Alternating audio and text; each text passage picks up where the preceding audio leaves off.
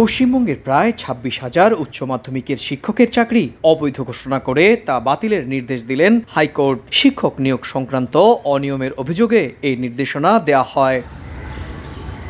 কলকাতা হাইকোর্টের বিচারপতি Debangshu বসাকের division bench এই রায় দিয়ে বলেন, ২০১৬ সালের নিয়োগের পর থেকে এ পর্যন্ত যারা চাকরি নিয়োগ পেয়েও চাকরি পাননি তাদেরকে আগামী ৪ সপ্তাহের মধ্যেই সুদসহ টাকা ফেরত দিতে হবে। ডিভিশন বেঞ্চের রায়ে পরিষ্কার করে আরও বলা হয়, ২০১৬ সালের স্কুল সার্ভিস কমিশন বা এসএসসির নিয়োগ সংক্রান্ত পুরো প্যানেলটাই বাতিল করা হলো। চলমান লোকসভা নির্বাচনের পর নিয়োগ প্রক্রিয়া নতুন করে শুরু করার নির্দেশ দিয়েছেন ডিভিশন বেঞ্চের বিচারপতি।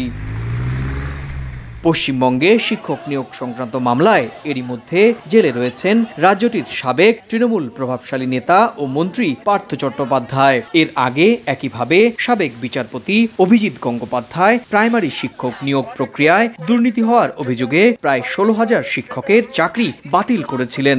যদিও ওই মামলায় পরে সুপ্রিম কোর্ট স্থগিতাদেশ দিলে শিক্ষকরা তাদের চাকরি অব্যাহত রেখেছেন। ১, ২, ৩ ঢাকায় জমি জিতে নিন ১০০% ক্যাশব্যাক সহ ২০ কোটি টাকার পুরস্কার।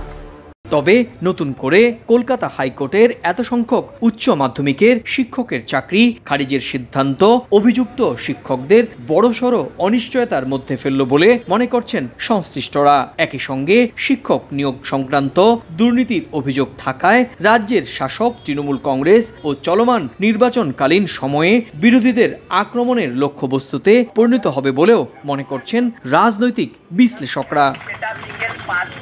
সুব্রত আচার্য, সময় সংবাদ, ভারত।